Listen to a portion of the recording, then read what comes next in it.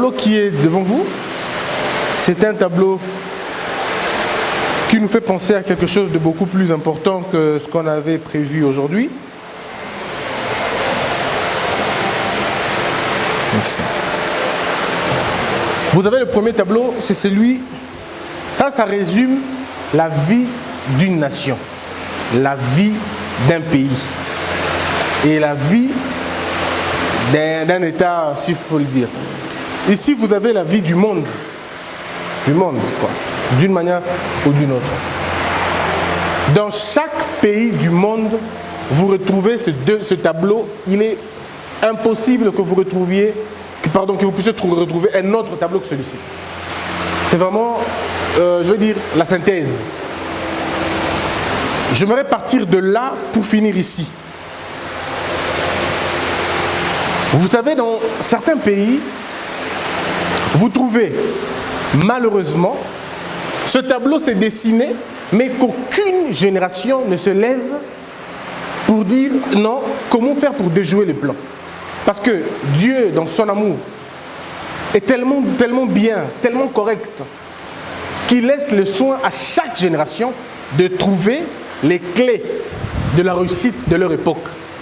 Parce que chaque époque est une question à une génération donnée. Chaque époque. On vous pose la même question. Est-ce que vous voulez continuer dans la bêtise de vos anciens?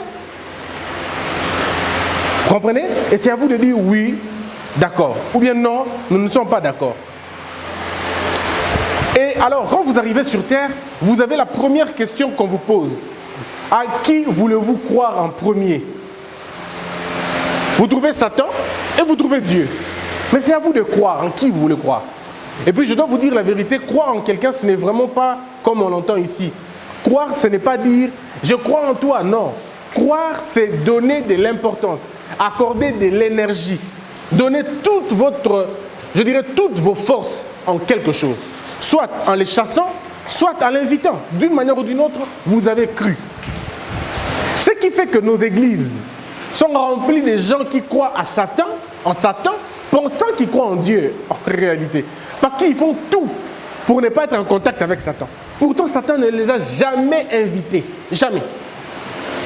C'est-à-dire, tu verras quelqu'un qui est né, qui n'a jamais été bloqué, entre guillemets, mais qui lui-même va chercher comment se débloquer. Comment trouver une délivrance, je ne sais pas moi de quoi. Mais des gens sont prêts à donner tout. Mais alors tout. Parce que dans leur tête, ils doivent être bloqués parce que ce n'est pas possible que quelqu'un ne le soit pas.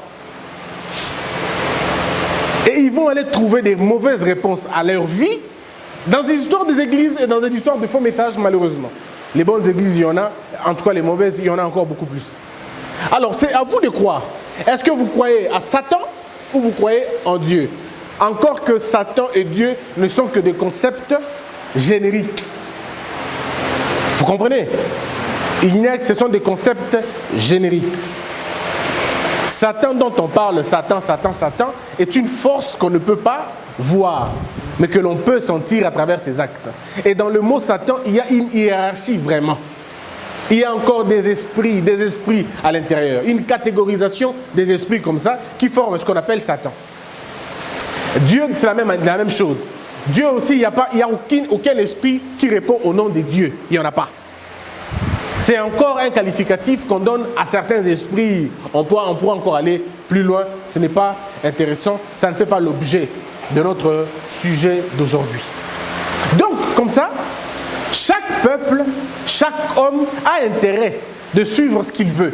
Étant donné que nous sommes dans un monde où il y a des questions, mais aussi des réponses, alors les gens cherchent généralement des réponses à leurs questions. Bon, moi je ne travaille pas, mais il faut que j'ai une réponse. Et la réponse la plus facile, c'est laquelle? C'est Satan qui me bloque. Et du coup, au lieu de cultiver les champs, tu ne cultiveras pas les champs, tu iras à la prière parce qu'il faut que tu chasses les Satans qui te bloquent. En réalité, quand tu iras dans l'église, on ne te montrera pas comment travailler, on te montrera comment chasser Satan dans ta vie et tu seras quelqu'un de très spirituellement, mais très désintégré physiquement. Et du coup, dans ta vie, il y aura une sorte de contradiction. Tu crois beaucoup en Dieu, mais tu vis dans une misère écrasante. Et là, tu vas trouver des versets qui vont t'aider, parce que tu vas sortir ces versets de leur contexte. Heureux les pauvres en esprit. On a bien dit en esprit, mais toi tu restes dans heureux les pauvres.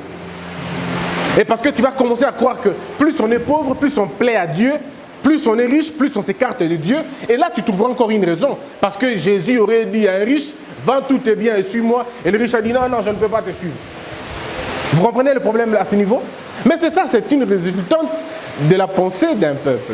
Et ici, vous avez une génération qui se lève, qui dit, nos ancêtres ont très mal fait les choses, il faut qu'on change. Je vous donne un cas qui s'est passé au Burundi. Au Burundi, il s'est passé un truc, un phénomène que je peux estimer aujourd'hui de bête, d'ignoble. Les hommes, parce qu'ils voulaient faire la guerre avec un autre peuple, ils voulaient s'affirmer, et dans leur tête, pour s'affirmer, il faut avoir un nombre important de mâles, ça veut dire des hommes. Et qu'à l'époque, les femmes donnaient plus naissance aux femmes. Et qu'il y avait une société remplie des femmes. Mais maintenant, parce que c'est une société remplie des femmes, et que lorsqu'il y aura la guerre, c'est vrai, on ne pourra pas nous en sortir, il faut trouver une société remplie de quoi? Des hommes. Bien sûr, il faut avoir des hommes, n'est-ce pas? Mais comment faire pour avoir des hommes? C'était ça la bonne question que l'intellectuel devait se poser. Alors, parce que les messieurs, les hommes burundais, et même une partie du Congo à l'époque, ont nourri dans leur esprit que les femmes ne servaient à rien, les femmes ne servaient qu'à la cuisine, et on ne pouvait pas les inciter à la guerre. Il fallait finalement tuer les femmes. Donc ça veut dire quoi? Ça veut dire que les dames qui mettaient au monde des filles étaient chassées de la famille, étaient repudiées, les hommes ne les aimaient plus. Mais il y a eu une génération, j'oublie encore le nom de ce docteur, après ses études, ses analyses, il dit non, c'est l'homme qui détermine les sexes. Donc si cette société est remplie des femmes, ce sont les hommes qui donnent des femmes aux enfants, aux femmes. Donc responsabilisons maintenant les hommes. Demandez aux hommes de donner aux femmes ou les enfants, les hommes, parce que ce sont les hommes qui déterminent les sexes. Et quand il le fait, il associe des femmes. Il associe des jeunes. Il dit aux jeunes et aux femmes, cette situation nous concerne. Les femmes qu'on repudie sont nos femmes, sont nos sœurs, sont nos mamans. On ne peut pas accepter ces choses-là. Et les choses ont commencé à changer. Petit à petit, les mentalités ont commencé à changer. Ça, c'était le cas de qui? D'une génération. Un seul homme. Il se lève un matin et dit, assez, nous devons arrêter cette bêtise. Mais maintenant, le problème, ça se pose aujourd'hui à nous aussi. Nous sommes encore à l'époque de l'esclavagisme, ou de l'esclavage, si vous voulez. Les Blancs viennent nous considérer comme des animaux. Mais il y a eu des Noirs qui ont dit non, non, on ne peut pas comprendre cela. Entre autres, des gens comme Koutan Kinte, qui ont travaillé, qui ont milité à ce que le Noir prenne un peu la conscience. Et vous avez eu des gens comme ça qui ont travaillé sérieusement. Il y a Garvey, il y a beaucoup de gens qui ont travaillé pour lutter contre cette histoire, cette infériorité, mais d'abord où? Au niveau de la tête. C'est encore là une génération qui se bat. Nous sommes en Chine, c'est la même chose. Nous sommes au Japon avec Hiro, c'est la même chose. Donc, ce sont des hommes et des femmes qui ont décidé de mettre terme à une tyrannie, à une violence, à une barbarie, à une sorte de dictature. Bref, les gens ont décidé de mettre fin à un vieux système. Mais la question que je pose aujourd'hui, c'est celle de savoir où sommes-nous, nous, en tant que Congolais. Vous êtes où? Est-ce que vous vous posez la bonne question ou vous posez les mauvaises questions? Parce que mes frères et sœurs, il n'y a pas un chemin intermédiaire ici. C'est soit vous croyez en ça, soit vous croyez en ça. Et si vous croyez à Satan, ça veut dire à une force obscure, négative, vous allez développer cela. Les choses que j'ai placées ici, vous allez les développer. Et vous devez faire un exercice personnel pour voir ce que vous développez dans chaque chose que vous faites. Dans chaque activité que vous menez, qu'est-ce qui est développé? Est-ce que c'est votre corps qui est pris en charge? Vous allez bien vous habiller, vous tiendrez compte de votre beauté, de votre taille, de votre teint, de votre... Tout ce qui est charnel, vous allez l'aimer. Vous allez tellement apprécier votre corps. Vous serez le type de femmes qui mettent beaucoup plus d'argent, beaucoup plus de temps sur leur beauté. Elles veulent avoir des bassins, elles peuvent même payer l'argent pour qu'on change ça. Elles veulent avoir des seins qui ne tombent pas, elles vont tout faire pour en avoir. Même lorsque l'âge commence à imposer sa loi. Vous comprenez un peu? Ce sont des hommes qui voudront être toujours jeunes, même quand l'âge donne son importance, donne sa loi, ou fixe sa loi. Ce sont des gens qui développent trop le corps. Ils aiment manger, ils aiment boire, ils aiment consommer, ils aiment bien s'habiller, ils aiment vivre, comme on dit, ils aiment vivre, il y a vivre.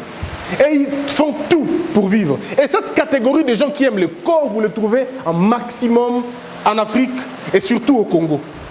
Dans notre pays, la République démocratique du Congo, vous trouvez toute une génération des universitaires qui ont donné leur vie pour nourrir leur corps. Ils veulent avoir des maisons partout, ils veulent avoir de très belles voitures, ils veulent être bien, ils veulent être posés. Et pour ça, parce que tout a un prix, ils sont prêts à tout détruire. Et c'est ce qu'on a appelé la prostitution intellectuelle, qui amène à une dépravation totalement de mœurs. Et ces gens-là sont dans ça. Mais le contraste, monsieur le juge, ils viennent à l'église tous les jours, faisant semblant de contempler l'esprit, alors qu'ils n'ont rien de spirituel en eux. Ils sont charnels. C'est pourquoi même quand ils sont à l'église, ils ont 3-4 femmes. Ça ne les gêne pas. Même quand ils sont à l'église, ils ont beaucoup d'enfants en dehors de leur mariage. Même quand ils sont à l'église, ils sont cités dans la corruption, dans le vol, dans la séquestration. Même quand ils sont à l'église, ils mentent, ils bloquent, ils font tout. Ce qui est mal, contraire à l'esprit. Ces choses ne sont pas une malédiction. C'est là où l'église a échoué, de ne pas changer les hommes. Parce que ces choses ne sont pas une malédiction. Ces choses ne sont pas venues du diable forcément. Ces choses sont un choix délibéré des hommes. Et ce choix est effectué pour la plupart des cas parce qu'on n'a aucune maîtrise de soi, parce qu'on n'a aucune bonne information de soi, parce qu'on ne connaît même pas ce qu'est Dieu. Je pense encore à ce que Confucius dit. L'homme de peu est celui qui ne connaît pas Dieu parce qu'il ne l'a jamais connu. Il ne respecte pas les aînés parce qu'il ne sait pas à quoi ça sert. Et il ne respecte pas l'humain de toute façon parce qu'il n'est pas un humain lui-même. C'est presque un animal, mais qui parle quand même. Et ces gens qui développent le corps beaucoup plus sont des gens qui sont très rigoureux dans la forme, mais jamais dans le fond. Vous comprenez? Vous comprenez? Ce sont des gens qui vont toujours vous rappeler le règlement, mais jamais les bons sens. Ce sont toujours des gens qui vous rappelleront la loi, mais jamais l'éthique. Vous comprenez? Ce sont des gens qui vous parleront toujours de principes. Alors vraiment des principes, mais jamais de la morale. Parce qu'ils savent qu'ils n'ont rien de moral. Ce sont des gens qui ont tout fait pour ne vivre qu'à cause de l'argent. Ils sont prêts à vendre leur corps quand il s'agit des femmes pour l'argent. Ils sont prêts à vendre leurs spermatozoïdes. Ils appellent ça aujourd'hui banque de sperme. Et ils donnent un contenu à cela. Ce sont des gens qui facilitent la bêtise en réalité en la normalisant. Et parce qu'ils sont forts, parce qu'ils ont l'argent, ils vous imposent des lois. D'accord? Des lois d'abêtisation collective. Ils vous font accepter l'homosexualité comme une valeur. Et moi, ils m'ont dit plusieurs fois, si tu continues avec ces thèmes, tu n'iras jamais en Europe. Mais je m'en moque de l'Europe. Je m'en moque sévèrement. Et mon émission passe sur YouTube. Je m'en moque loyalement. Parce que ce n'est pas le but de l'homme. On n'a nulle part dit, vous trouverez le salut en allant en Europe. Nulle part, on a dit ça. Nulle part. D'accord? Il n'y a jamais eu un monument pour le plus grand voyageur du monde. Parce qu'il a été dans plusieurs pays. Non, il y a des monuments pour ceux qui ont fait des découvertes. Pas des gens qui ont voyagé parce que c'était beau le pays là-bas. Non, mais des gens qui ont fait des découvertes. Dans la vie, vous devez faire un choix. Ou vous vous agenouillez devant le vrai, ou vous vous agenouillez devant le mal. Et c'est vous qui voyez. Et donc le corps va vous donner des impressions que vous êtes en train de jouer un très bon rôle. Dans le corps, on va vous dire, taisez-vous devant les bêtises, surtout quand ce n'est pas vous qui le faites. Taisez-vous. Et vous allez tomber dans ce qu'on appelle le relativisme bête. Vous allez tomber en disant, bon, de toutes les façons, si eux ils font ça, moi c'est pas mon problème. Ils peuvent faire, c'est pas mon problème. Vous avez déjà entendu quelqu'un dire ça, non? Il a problème, vous commencez à mourir le jour où vous tolérez les mal. C'est en ce jour que vous commencez à mourir. Vous commencez à ne plus à cesser d'être un homme quand vous commencez à cautionner l'injustice, quand vous commencez à cautionner les mensonges. C'est ce qu'on appelle dans la lutte de la vie, vous avez désarmé. C'est pourquoi il est temps de vous poser des questions. Êtes-vous toujours si sérieux comme avant? Êtes-vous toujours si sévère comme avant ou vous avez tout simplement désarmé? Parce qu'au cours de la vie, tu comprends Patrick? Au cours de la vie te pose des questions. Est-ce que tu continues à te battre? C'est toi qui dis. Non, non, je me rallie. Parce que aussi longtemps que tu vivras, la vie te posera toujours la même question. La vie t'imposera toujours de céder. Parce qu'il y a une guerre entre Satan et Dieu. Il y a toujours une guerre entre le fils du chaos et le fils de l'ordre. Vous comprenez? Vous ne serez jamais au milieu. Vous aurez toujours un choix à faire. Ceux qui aiment le corps sont ceux qui prennent soin beaucoup plus de leur corps que de l'esprit. Le corps est nourri par la nourriture. L'esprit est nourri par la méditation, par la lecture, par la concentration, par les choses d'en haut. Commencez par sublimer des choses essentielles. Commencez par vivre, comme quelqu'un disait, je préfère vivre d'une sauterelle, dans l'amour, dans la paix, dans la grandeur, que de vivre des viandes dans la malhonnêteté. Est-ce que vous comprenez? Dans la vie, il y a des gens qui ont tout simplement désarmé. Ils ont dit, ça ne sert à rien de suivre cette voie. Tout porte à croire qu'ici, ça paye. Très bien. Mais la vie sur Terre, elle est tellement courte. Elle est tellement éphémère. Tellement éphémère. Mais tout passe au niveau de votre socle. Si vous n'avez pas un bon socle, vous allez céder au cours de la vie. La vie a des problèmes, mes frères. Moi, je ne me rappelle pas. Dieu m'est témoin. Je ne me rappelle jamais avoir menti dans mon travail. Jamais avoir corrompu dans mon travail. Jamais avoir triché quoi que ce soit dans mon travail. Mais j'ai été 2 fois viré dans les yeux comme ça. 2 fois viré. Et avant qu'on te vire, on te promet. On te fait un deal. Ou tu suis ce chemin, ou tu suis celui-ci. Et moi, j'ai fait mon choix. J'ai dit non, je prends celui-ci. Mais tout en sachant qu'en prenant ça, tu n'auras pas le boulot. Tu ne vas pas manger. Tu vas être obligé de faire le trottoir. Obligé de faire le trottoir. Mais c'est à toi de voir. Si tu veux manger le pain dans la honte, tu manges le pain dans la honte. Mais si tu veux rester affamé dans la grandeur, tu restes affamé dans la grandeur. Mais cela ne veut pas dire que si tu refuses de voler, tout de suite tu as de l'argent. C'est là où beaucoup de gens sont tombés. Et c'est là où l'Église a menti beaucoup de personnes. L'Église vous a dit, Tika Lokuta, ce qui n'est pas faux d'ailleurs. Mais on ne t'a pas donné le délai. Le délai de Kopan Bolawana. Mes frères et sœurs, il n'y a aucun endroit de la Bible où on a dit, si tu laisses tes péchés, tu as le pain gratuit. C'est faux. Tu peux arrêter de pécher et tu vis pauvre. Parce que ce qui tue la pauvreté, ce n'est pas la prière. Ce qui tue la pauvreté, c'est le travail. Donc quand tu as décidé d'arrêter de voler, ce n'est pas la fin du monde. Ce n'est pas encore la fin. Quand tu arrêtes de voler, maintenant il faut que tu travailles. Et c'est seulement en travaillant que tu auras ce que tu veux avoir. Mais dans vos églises, la plupart des cas, on vous ment. On vous dit, Tika koiba, nzambalobi nangala bisayo, Tika mbali bato, okozambali muzusika. Ça n'est pas toujours automatique. Je peux abandonner être la deuxième femme de quelqu'un. Je dis, je ne suis pas la femme de quelqu'un. Et tu n'as pas un mari, c'est possible. Et que tu n'as pas un mari, attendez 2 secondes. Quel est ce mari qui viendra vivre avec toi si tu es déjà toi-même imbu de toi-même? Si tu es rempli de toi, tu es très sûr que c'est toi qui règles le tout. Et dans ta tête, dans ton subconscient, tu dis, je n'ai pas besoin d'un homme. Un homme ne peut pas me diriger. Ou alors si tu penses que tu es un homme, tu dis, les femmes, qu'est-ce que je vais en faire? Il y en a déjà plein. Mais il y en aura aussi plein. Est-ce que vous comprenez? Il y en aura aussi plein. Le problème, ce n'est pas qu'aussitôt vous arrêtez le mal, que vous avez tout de suite les avantages du bien. Non. Si vous arrêtez le mal, travaillez maintenant et vous aurez ce dont vous voulez avoir. Et malheureusement, nous avons des assemblées, des églises remplies de frustrés. C'est devenu aujourd'hui une assemblée de frustrés. Des gens qui viennent pour demander. Ça veut dire des demandeurs. Et l'église est remplie de demandeurs que des adorateurs. Parce que dans ce monde, vous avez ici des demandeurs, ici vous avez des adorateurs. Est-ce que vous comprenez? Dans le monde spirituel, vous avez ces 2 camps. Les demandeurs d'un camp, les adorateurs de l'autre camp. Un adorateur n'est pas celui qui est rempli de tout le bien du monde. Non. Un adorateur est celui qui s'arrête et dit merci à ce qu'il a déjà. Pas celui qui attend. Non, il dit d'abord merci pour ce que j'ai et il attend ce qui va venir demain. Parce que la vie marche avec la gratitude.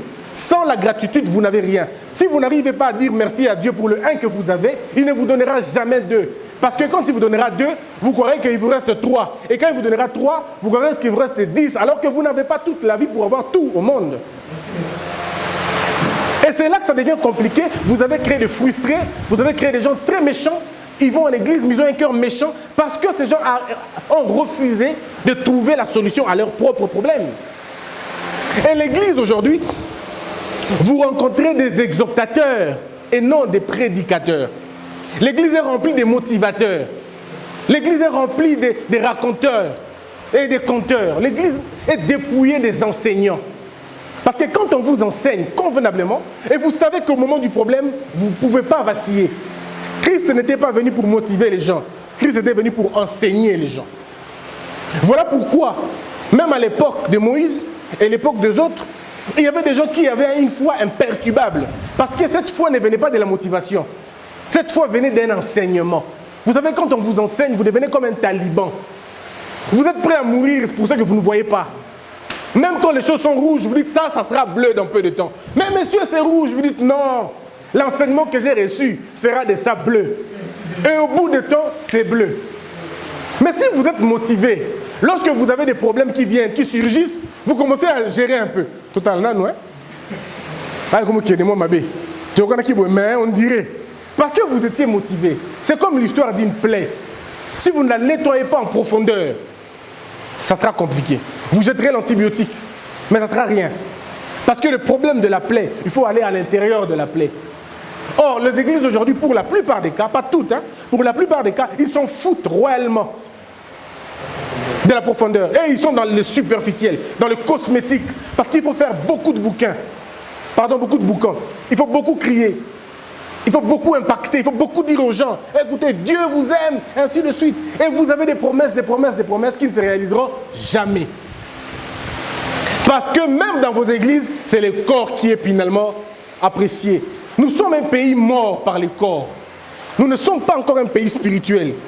Nous ne sommes pas encore un pays porté dans le spirituel. Voilà pourquoi vous avez 7 millions d'enfants dans la rue. Parce que vous n'avez pas assez pour remplir vos petits ventres. Nous sommes une société de gaspillage. Il y a des gens qui jettent la nourriture pendant que les autres en manquent. Nous sommes une société, nous avons déifié le matériel. Est-ce que vous comprenez cela? Je viens d'un endroit où ma veste que je porte là peut payer les études des 40 élèves. Et ces élèves n'ont pas accès à l'école. Mais voilà, j'ai 3 pièces. Et on est d'accord même. On est là, on est en train de marcher. Oh, on est des hommes. On n'est pas des hommes. Parce que même chez les animaux, ils veillent sur l'éducation de leurs enfants. Tout ça parce que nous célébrons le corps. Nous célébrons, nous avons dressé un veau d'or pour le corps. Regardez dans tous les enseignements à l'église. Ça ne tourne qu'autour des histoires qui ne touchent que dans le corps. Regardez, écoutez vos chansons que vous appelez chansons religieuses ou chrétiennes. Ça ne tourne qu'autour des choses mondaines. Ça veut dire que c'est comme des coqs qui ne regardent que dans la basse-cour. Alors que Dieu a besoin d'une autre race. C'est la race des aigles qui volent dans les hauteurs qu'aucun autre oiseau ne peut atteindre. Mais ce n'est pas les slogans qu'on rentre dans nos églises. Je vois dans la télévision les églises, nous aigle, colo. Mais si tu suis la prédication de ces trucs-là, c'est à la fin. Mais mes frères, si un pasteur peut donner ce qu'un féticheur fait, ça ne sert à rien. Si Dieu peut donner ce qu'un féticheur fait, alors je m'en moque de votre Dieu là. Je veux d'un Dieu qui peut me donner ce qu'un féticheur ne peut pas me donner. La paix, l'amour, la justice, la vérité, l'éthique, la morale. Ce sont des choses qu'un féticheur ne te donnera jamais. Alors jamais. Alors quel type de société sommes-nous? Est-ce que vous comprenez? Parce qu'un féticheur peut me donner un enfant. Il en donnait beaucoup d'ailleurs. Un féticheur peut me donner l'argent. Il peut me donner un boulot. Même pas un féticheur. Mon père peut me donner un travail. Même pas un féticheur. Mon mari peut me donner un mariage. Même pas un féticheur. Moi, je peux engrosser combien de femmes? Ouais. De par ma tribu et de par moi-même. Je donne combien? Je peux aligner une centaine de femmes. Et ceux qui en ont besoin, venez. Je vous en donnerai. 9 mois plus tard, je suis le père de plus de 40 bébés. Alors, ben, si vous allez voir Dieu pour qu'il vous donne ce que moi je peux donner, venez carrément me voir, je vous en donnerai. Mais alors, franchement, disons. Franchement, disons-le. Ça ne sert absolument à rien, c'est une absurdité totale. Mais il faudrait arriver à déconnecter l'homme. C'est ainsi que vous avez en politique des gens qui ont sublimé les corps. Des professeurs en droit. Du haut de leur niveau. Mais ils sont prêts à dire que subordination, c'est-à-dire corruption. Et ainsi clouons la vie d'un homme pour rien. Où Où est la morale? Est-ce qu'on est encore humain? Est-ce qu'on peut encore se regarder dans le miroir? Est-ce qu'on peut encore se regarder dans le miroir et dire que je suis un homme? Quand on a enseigné pendant plus de 20 ans une chose, mais qu'au cours de quelques semaines, ou au cours d'une heure seulement, vous sacrifiez toutes vos années passées à l'école. Si on était dans un pays sérieux, ceux qui sont passés dans l'école de ces professeurs déchireraient leur diplôme. Ils allaient déchirer leur diplôme. Ça ne sert absolument à rien. Vous allez voir des professeurs de droit constitutionnel raconter des histoires que vous ne pouvez pas imaginer. C'est-à-dire ils inventent des choses qui ne rentrent... Non mais comment on fait après pour se regarder dans les yeux? On dit je suis un homme. Comment on fait? Et on rentre chez soi à la maison, on compte sa femme, on regarde sa femme et sa femme vous dit bonjour et vous la regardez, vous dites je suis fier de moi comme monsieur. Parce que qu'est-ce qui reste d'un homme en réalité? Qu'est-ce qui reste d'un homme? L'homme a 3 paroles. La parole de son esprit, la parole de son âme et la parole de son corps. Maintenant, laquelle parole vous respectez dans votre vie? Vous cessez d'être un homme lorsque c'est votre corps qui parle à tout moment. La parole du corps, ce sont les démons charnels. Je veux une autre femme, je veux une autre voiture, je veux un ticket de voyage, je veux m'en aller, je veux. Ça, c'est la parole du corps. La parole de l'âme, c'est la parole du caractère que vous avez. La parole de l'esprit, c'est la parole de votre vision que vous avez. Alors dites-moi, quelle parole vous écoutez le plus? Vous comprenez un peu le problème? Ça, c'était pour la politique. Des économistes incapables de dire la vérité au président de la République. Incapables. Nous avons eu des économistes dans ce pays. Mais comment vous êtes incapable de dire à un monsieur comme un ancien président, lui dire, monsieur, vous avez plus de fermes que le pays, ça ne va pas. Incapable de dire ça. Non, ça va déranger, ça va déranger. Incapable de le dire. Des conseillers économiques qui sont incapables de dire au chef de l'État, monsieur le président, quand vous partirez, quand vous allez déclarer le bien, on ne sera plus en mesure de pouvoir justifier cette richesse. Vous en avez beaucoup trop. Incapables de le dire. Mais ils sont professeurs de l'économie. Vous comprenez un peu le problème? Les gens totalement dépassés. Comment tu es un architecte, un maçon, mais on te dit, monsieur, je vais construire une maison ici, et tu construis. On te dit pourquoi? Non, parce qu'il y a un conseil qui est à Boyaki. Non, mais quand on conseille quelqu'un et il refuse, on laisse. Ça veut dire que tu n'es plus utile là-bas. Pars. Mais comment il partira? Il va te dire, mais nini. Vous faites manger vos enfants l'argent de la honte, l'argent de la malédiction. Obèses pour la plupart des cas. Et vos enfants, s'ils ne sont pas des obèses, ils sont des enfants non intelligents. S'ils ne sont pas intelligents, ce sont des enfants désintégrés. Et ce n'est pas toujours tout le cas, hein. Ça n'a rien à voir avec ça. Il y a des enfants qui sont obèses mais qui sont bien, pas de problème. Mais la plupart des cas, le bien mal acquis, on n'en profite jamais. Qui pouvait imaginer que Mobutu allait manquer même un enfant dans une rue, chef de rue, président pendant 32 ans, et aucun de tes fils n'est même chef de rue. Un qui a osé être vice-ministre, il a fui. Il fuit. Et il fuit, il va démissionner en Europe. À l'étranger d'ailleurs. Il démissionne très loin de son pays. Il démissionne très loin de son pays. Le bien mal acquis, on n'en profite jamais. Mais les corps, ce n'est pas que dans la politique. Vous avez les corps aussi dans l'université. Les corps dans l'université, c'est la célébration de points. C'est la célébration de diplômes. Aujourd'hui, on n'étudie pas pour apprendre. Aujourd'hui, on étudie pour avoir un diplôme. Et les diplômes sont aujourd'hui donnés politiquement. Ils sont aujourd'hui octroyés familialement, claniquement, tribalement et même amicalement. Et du coup, vous avez le point placé au-dessus du savoir. Les étudiants viennent, leur objectif, c'est de finir l'université. Mais l'objectif d'un étudiant n'est pas de finir l'université ou pas. L'objectif d'un étudiant, c'est de chercher des réponses aux questions de la société. Vous avez des gens qui ont créé l'électricité, ils n'ont jamais été à l'université.